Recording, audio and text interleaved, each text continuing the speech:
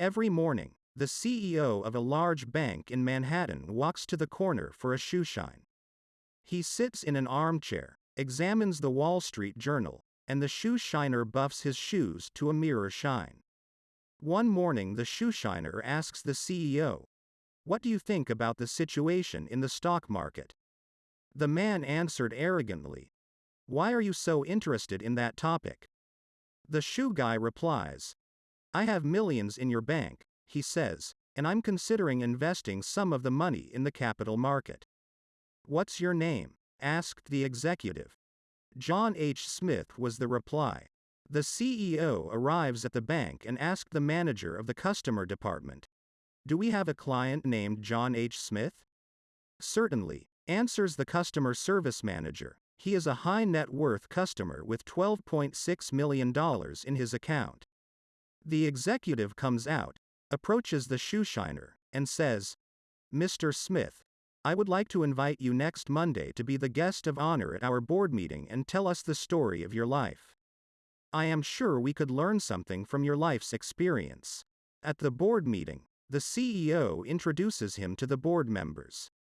"We all know Mr. Smith from the corner shoeshine stand, but Mr. Smith is also an esteemed customer. I invited him here to tell us the story of his life. I am sure we can learn from him." Mr. Smith began his story. "I came to this country 50 years ago as a young immigrant from Europe with an unpronounceable name. I got off the ship without a penny. The first thing I did was change my name to Smith. I was hungry and exhausted. I started wandering around looking for a job but to no avail. Fortunately, I found a coin on the sidewalk. I bought an apple. I had two options: eat the apple and quench my hunger or start a business. I sold the apple for 25 cents and bought 2 apples with the money. I also sold them and continued in business. When I started accumulating a few dollars, I was able to buy a set of used brushes and shoe polish and started polishing shoes.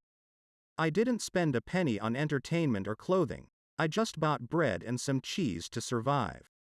I saved penny by penny, and after a while, I bought a new set of shoe brushes and polishes in different shades and expanded my clientele.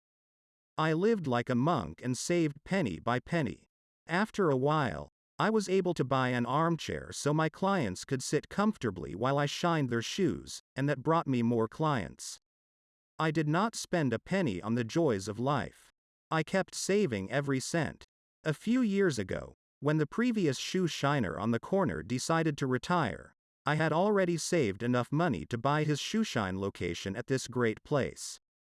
Finally, 6 months ago, my sister, who was a prostitute in Chicago, passed away and left me $12.6 million.